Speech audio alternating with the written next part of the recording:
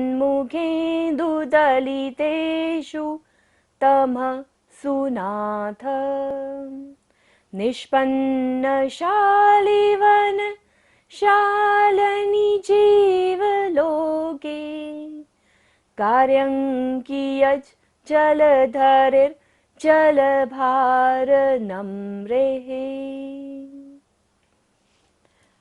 अब हम इसका वर्ड टू वर्ड अर्थ समझते हैं। किन, किन मीन्स क्या प्रयोजन है। शर्वरीषु मीन्स रात्रि में। शशिनाहनी चंद्रमा से, दिन में। शशिनाहनी चंद्रमा से, दिन में। विवस्वतावा सूर्य से। युष्मन, युष्मन मीन्स आपके। मुखेंदु मीन्स चंद्रमुख, चंद्रमा का मुख। दलितेषु मीन्स नष्ट हो जाने पर। तमहसु, तमहसु मीन्स अंधकार के। नाथ, नाथ मीन्स स्वामी। निष्पन्न, निष्पन्न मीन्स उत्पन्न हुए। शालिवन मीन्स धान्य के खेत, धान का खेत। शालिनी, शालिनी मीन्स शोभित। जीवलोके, जीवलोके मीन्स संसार में। कार्यंग मीन्स काम। किय जलधरे, किय जलधरे को हम संधि विच्छेद करेंगे। कियत, कियत मीन्स कितना, और जलधरे मीन्स मेधों से। जलभार, जलभार मीन्स जल के बोझ से। नम्रह मीन्स झुके हुए। तो ये हमने वर्ड टू वर्ड अर्थ समझा। अब इसका क्या अभिप्राय है, क्या भाव है इसमें मानतुंग महाराज के। हे स्वामी, आपके मुख रूपी चंद्रमा से अंधकार के नष्ट हो जाने पर, रात्रि से चंद्रमा से और दिन में सूर्य के प्रकाश का क्या प्रयोजन है। संसार में, खेतों में धान्य के परिपक्व हो जाने पर पानी से भरे हुए बादलों का क्या प्रयोजन है। अर्थात कुछ भी नहीं। कि स्वामी, यदि आपका जो मुख है चंद्रमा के सामने कुछ भी नहीं है, सूर्य के सामने कुछ भी नहीं है, उसके अंदर तो अपार प्रकाश है। और जैसे धान्य के जो खेत हैं जब वो पक जाते हैं तो चाहे बारिश हो रही है, बादलों में भरा हुआ है जल, लेकिन उसका कोई प्रयोजन नहीं है। उसी तरह आपका यदि चंद्रमुख है, आपका जो मुख है उसमें इतनी अपार रोशनी है कि सूर्य और चंद्रमा भी उसके आगे फीके हैं। हे भगवान, जब आपके केवल ज्ञान रूपी प्रकाश ने अंतरंग और बहिरंग दोनों प्रकार के अंधकार को दूर कर दिया, तब सूर्य और चंद्रमा की कोई आवश्यकता ही नहीं है। सूर्य केवल दिन में और चंद्रमा सिर्फ रात्रि में ही सीमित प्रकाश करता है, परंतु आपके समोशरण अर्थात विशेष धर्म सभा में आपके केवल ज्ञान रूपी सूर्य का दिन और रात हर समय इतना प्रकाश बहता है कि वहां सूर्य और चंद्रमा की जरूरत ही नहीं पड़ती। इसी प्रकार जब धान की अर्थात अनाज की फसल पककर कटने के लिए तैयार खड़ी हो, उस समय पानी का बरसना बेकार ही है। आश्चर्य यह है कि यह प्राणियों में, कि जब प्राणियों को अंधकार ही समाप्त हो चुका है, तब रात्रि में चंद्रमा और दिन में सूर्य के चमकने से क्या लाभ है। असल में आत्मा के स्वाभाविक प्रकाश की तुलना हम किसी पौद्गलिक प्रकाश यथा दीपक, बिजली, चंद्रमा, सूर्य आदि से नहीं कर सकते। आत्मा के दिव्य प्रकाश के आगे यह सब उपाध्याय नहीं है। यदि आप वस्तु स्वरूप पर विचारें तो विदित होता है कि हम संयोगों के कारण ही दुखी होते आ रहे हैं। यथा स्वरूप के समझने पर, श्रद्धावान हो, तदरूप आचरण हो जाने पर इन दुखों से मुक्ति मिल सकती है। अर्थात हमें अपने अंतरंग का जो प्रकाश है उसको जगाना है।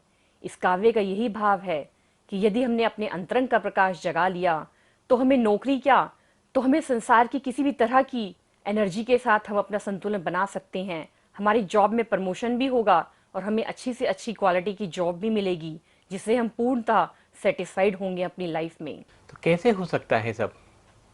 जब हम अपने मालिक के प्रति पूर्ण रूप से समर्पित हो जाएं, उसमें अच्छाइयाँ ढूंढने लगें, उसके गुणों का बखान करने लगें, तो हमारे लिए सभी कार्य सहज और संभव हो जाते हैं।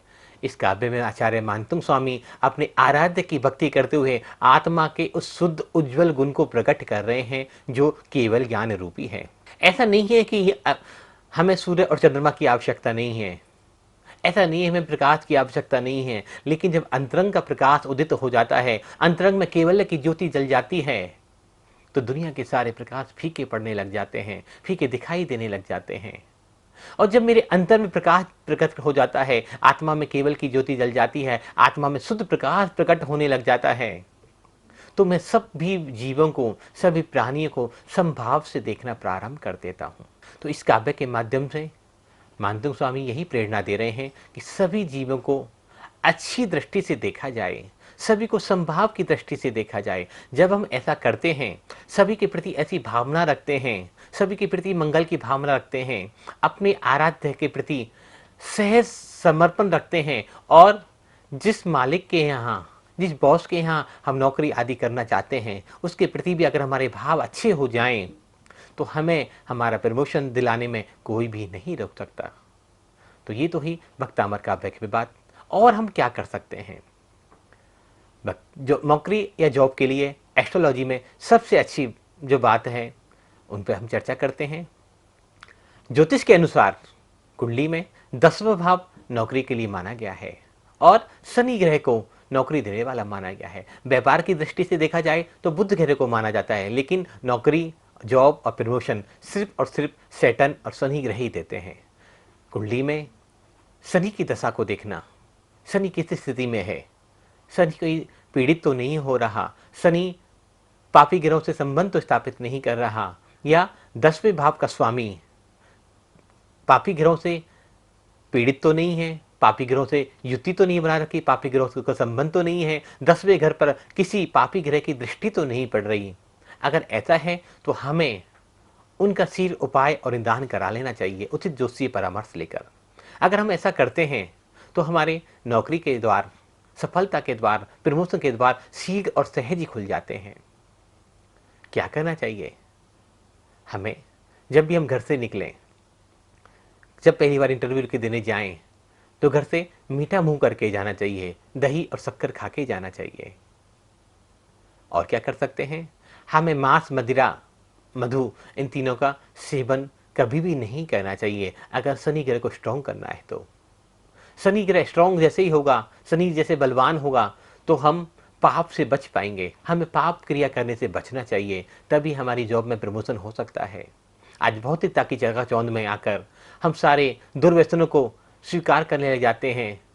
शराब, मांस, मदिरा और अन्य अन्य व्यसन हम अपने शरीर में, अपने जीवन में लाने लग जाते हैं। अगर हम इनका त्याग कर दें तो शनि की इतनी कृपा हमारे ऊपर होती है कि हमें तरक्कियों की ऊंचाइयों को छूने में कोई भी नहीं रोक सकता। और क्या कर सकते हैं शनि ग्रह को मजबूत करने के लिए? हम भक्तामर के 8वें काव्य का पाठ भी करें, 19वां काव्य तो करना ही है, 8वां काव्य भी साथ में करें, और भगवान मुनीश्वरनाथ स्वामी की पूजा अर्चना विधान आदि नियमित रूप से करें, जिससे हमारा शनि ग्रह के दुष्प्रभावों को रोका जा सके। वास्तु में क्या किया जा सकता है? विशेष उपाय बताते हैं वास्तु में करने के जॉब के लिए।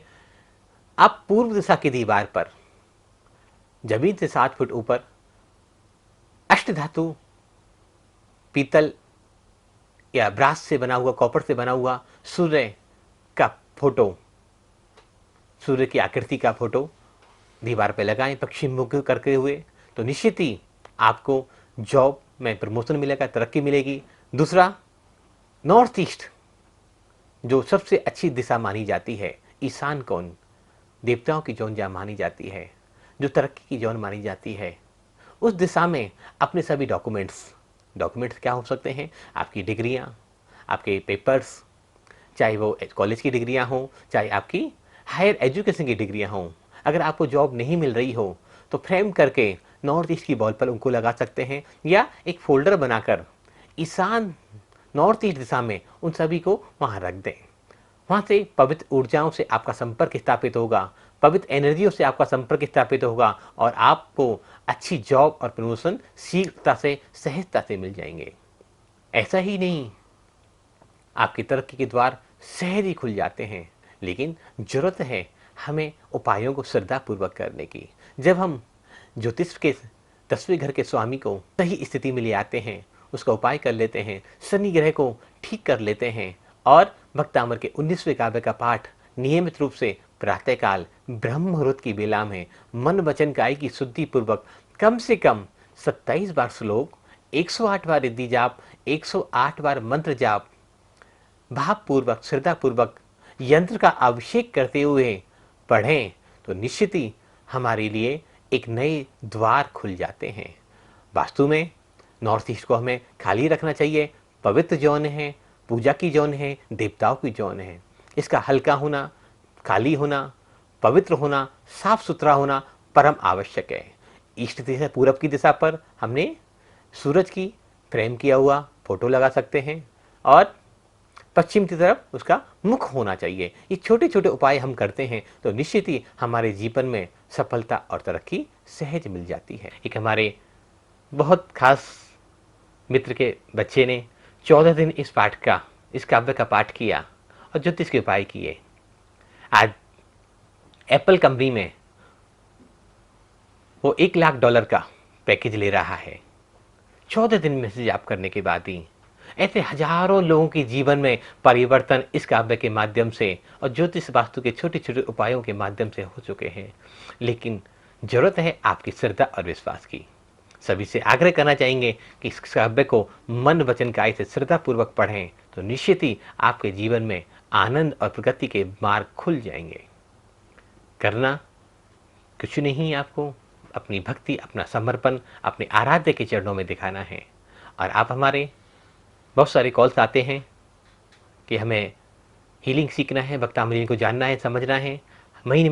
हर महीने हमारे यहाँ रेकी भक्तामृत और निमृत कोर्स के माध्यम से 6 दिन का कोर्स कराया जाता है। आप इस कोर्स को ज्वाइन कर अपने जीवन के मास्टर खुद ही बन सकते हैं। इस कोर्स में इतना आसान और सरल भाषा में सिखाया जाता है कि 10 साल के बच्चा भी इस कोर्स को आसानी से ज्वाइन कर सकता है।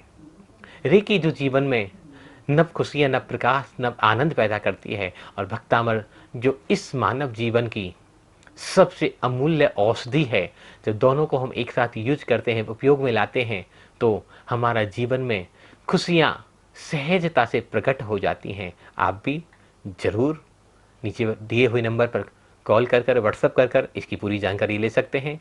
तो ये कोर्स गारंटी और विश्वास के साथ कहता हूँ कि कोर्स आपके जीवन में परिवर्तन ला देगा, आपके जीवन में नई खुशियाँ, नया आनंद पैदा कर देगा। इन्हीं मंगल कामनाओं के साथ आप सबका कल्याण हो, मंगल हो। आज इतना ही, कल फिर मिलते हैं इसी समय पारा चैनल पर। तब तक के लिए सादर जय जिनेंद्र, जय जिनेंद्र।